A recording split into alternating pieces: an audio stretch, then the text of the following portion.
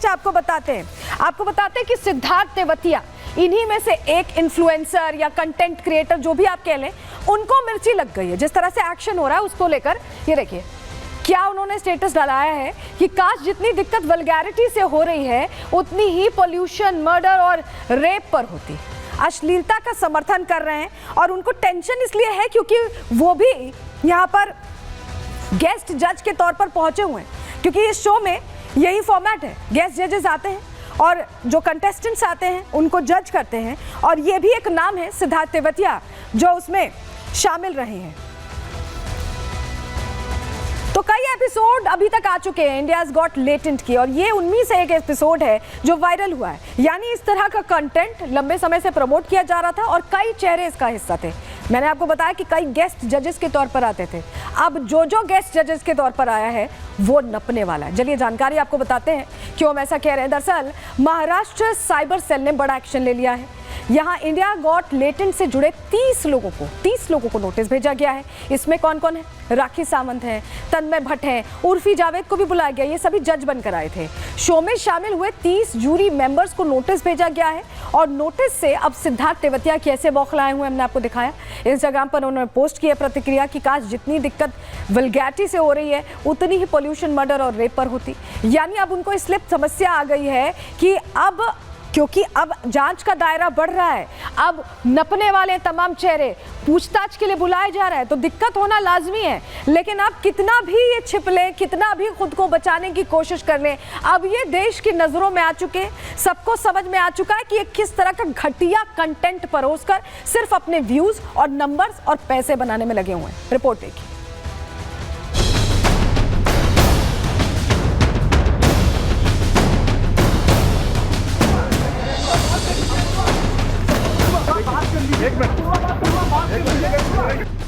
कल तक जो सोशल मीडिया के स्टार बने हुए थे वो आज चेहरा छिपा रहे हैं। जो खुद को इन्फ्लुएंसर बताते थे वो अपने घरों में छिपे बैठे हैं। जो समाज में गंदगी फैला रहे थे वो बार बार माफी मांग रहे हैं, क्योंकि इन लोगों को लगा है तमाचा कानून का, तमाचा महिला आयोग का, तमाचा संस्कृति का, तमाचा सनातन का, तमाचा समाज का, और तमाचा हर उस भारतीय का जिसे भारत की सभ्यता पर गर्व है। कल तक जो अपूर्वा मखीजा YouTube पर अश्लीलता की हदें पार कर रही थी, आज उन्हें चेहरा छिपाना पड़ रहा है, मीडिया के सवालों से भागना पड़ रहा है। इतना ही नहीं, पहचान छिपाने के लिए कपड़े तक बदलने पड़ रहे हैं। अपूर्वा ने खार पुलिस स्टेशन से निकलते हुए कपड़े तो बदल लिए, लेकिन उनके फूहड़ कर्मों ने उन्हें इतना कुख्यात बना दिया है कि मीडिया ने उन्हें पहचान लिया, उनसे सवाल किए, लेकिन अपूर्वा की जुबान सिल गई, भागती हुई अपनी कार में कैद हो गई। उनकी बॉडी लैंग्वेज बता रही है कि जिस अश्लीलता को उन्होंने परोसा है वो उनके लिए आफत बन गई है। पुलिस ने अपूर्वा से 3 घंटे पूछताछ की। आशीष चंचलानी से 4 घंटे पूछताछ हुई। रणवीर इलाहाबादिया और समय रैना का इंतजार हो रहा है। इस अश्लील मंडली ने समाज में गंदगी की जो इबारत लिखी है उसके हिसाब का वक्त आ गया है।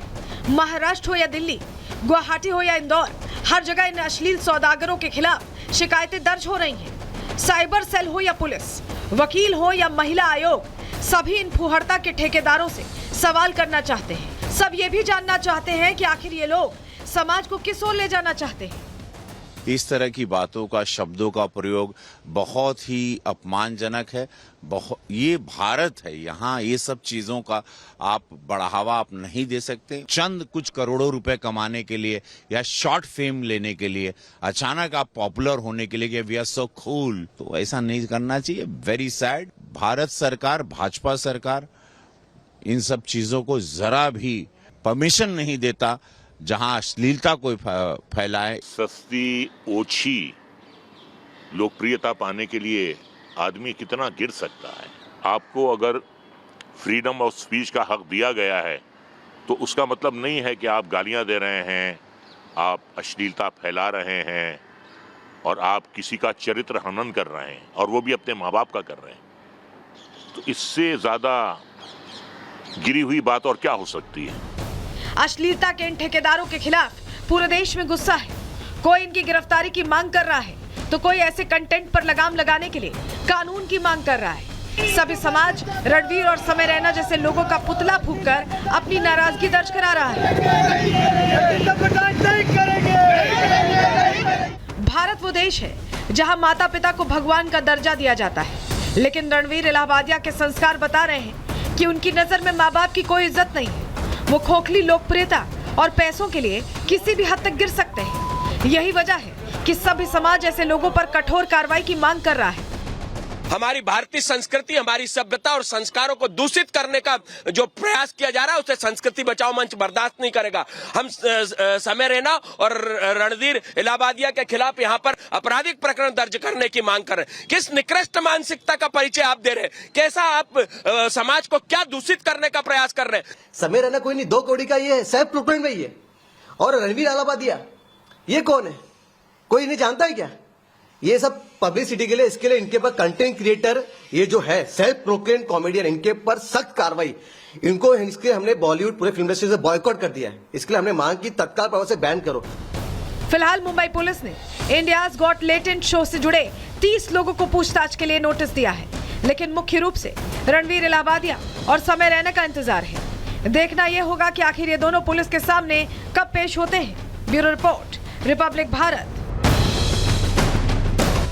इन दोनों के पेश होने पर तो सवाल बना हुआ है। जानकारी मिल रही है कि आज इलाहाबादिया पेश हो सकते हैं और समय रैना को लेकर 14 दिन के अंदर अंदर पेश होने की बात कही गई है। लेकिन इस बीच आपको बताएं, यह केस भारी पड़ सकता है। 10 साल तक की सजा हो सकती है। रणवीर और समय के खिलाफ कई धाराओं में केस दर्ज किया जा रहा है और बीएनएस की धारा 89.95, 294.296 के तहत केस जो दर्ज किए गए हैं, उसमें इसके अलावा आईटी एक्ट 2000 की धारा 67 का भी केस बनाया गया है।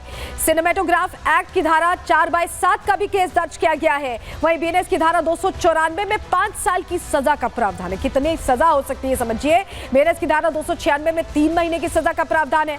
बीएनएस की धारा 95 के तहत 3 से 10 साल तक की सजा का प्रावधान है। तो कई महीनों से लेकर कई सालों तक की सजा यहां हो सकती है और ऐसे में अब मुश्किल बढ़ सकती है। लेकिन चलिए, इस पर हमारी नजर रहेगी। अगले सेगमेंट की ओर अब बढ़ रहे हैं और बात करने वाले महाकुंभ की, क्योंकि आज की बेहद खास तस्वीरें, 5वें स्नान की तस्वीरें सामने आई हैं और खुद कैसे तैयारी मॉनिटर की गई है, यह भी अब आपको दिखाने जा रहे हैं।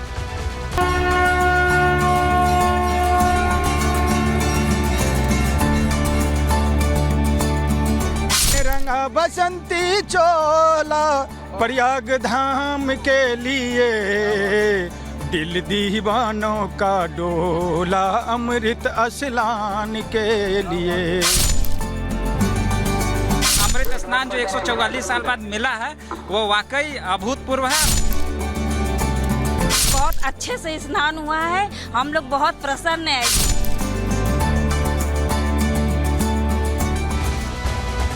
दो तीन दिन पहले आपने देखा होगा कि कैसे प्रयागराज की तरफ आने वाली सभी सड़कें जाम हो गई थी और उसके बाद योगी आदित्यनाथ एक्शन मोड में आए।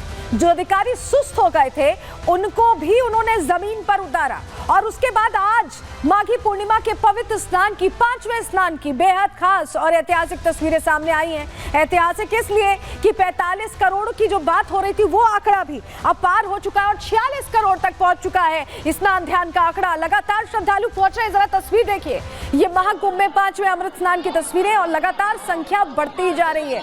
जो कहा गया था उस वक्त यकीन नहीं हो रहा था कि 45 करोड़ लोग क्या प्रयागराज में स्नान कर पाएंगे, लेकिन आंकड़ा अब उससे आगे बढ़ चुका है, 46 करोड़ के करीब पहुंच चुका है। तस्वीर हम आपको दिखा रहे हैं। इस बीच अगली तस्वीर भी दिखाते हैं जहां श्रद्धालुओं पर पुष्प वर्षा भी की गई है 5वें स्नान के दिन। ये देखिए, 5वें स्नान के दिन पुष्प वर्षा की भी तस्वीरें सामने आई हैं। तो ये जो माघी पूर्णिमा का स्नान है ये अपने आप में अब रिकॉर्ड दर्ज हो चुका है, क्योंकि जब योगी आदित्यनाथ ने कहा था कि 40 से 45 करोड़ लोग आएंगे तब इसका अंदाजा नहीं था, लेकिन अब हम कह रहे हैं कि ये जो आस्था है लोगों को बांध रही है और अपार आस्था से अतिरेक लोग लगातार प्रयागराज पहुंच रहे हैं। महाकुंभ में आज माघी पूर्णिमा का स्नान हुआ है। तस्वीर हमने आपको दिखाई। उम्मीद से कहीं ज्यादा श्रद्धालु पहुंचे हैं। कुंभ समापन से 15 दिन पहले 46 करोड़ लोगों का स्नान हो चुका है। अभी तो 15 दिन बाकी। आप सोचिए आंकड़ा कहां जाने वाला है। स्नानार्थियों की संख्या 50 से 55 करोड़ अब कहा जा रहा है कि हो सकती है। अभी महाकुंभ में शिवरात्रि का स्नान बचा है और आज ही की अगर बात कर लें तो जो दोपहर तक के आंकड़े आए हैं 1,83,00,000 श्रद्धालुओं ने आज स्नान किया है। स्नान के दौरान प्रशासन मुस्तैद रहा, किसी को कोई दिक्कत ना आए, इसको लेकर बहुत ज्यादा तैयारियां दिखाई दी और योगी आदित्यनाथ खुद इसकी मॉनिटरिंग भी कर रहे थे। लेकिन श्रद्धालु कितने उत्साहित रहे, कितने उत्सुक रहे स्नान करने के लिए आज माघी पूर्णिमा के दिन भी, जरा रिपोर्ट उनकी भी दिखा रहे हैं, उनसे बातचीत।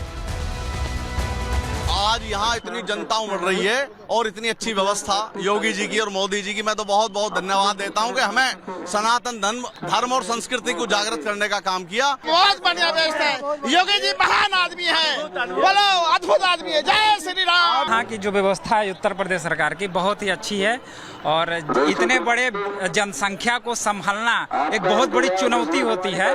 मान के चलिए कि एक देश को संभालने जैसी व्यवस्था है और उत्तर प्रदेश पुलिस और उत्तर प्रदेश सरकार की जितनी तारीफ की जाए कम है। सचमुच अमृत स्नान जो 144 साल बाद मिला है वो वाकई अभूतपूर्व है और इससे बेहतर कुछ नहीं हो सकता है। रंगा बसंती चोला प्रयाग धाम के लिए, दिल दीवानों का डोला अमृत स्नान के लिए।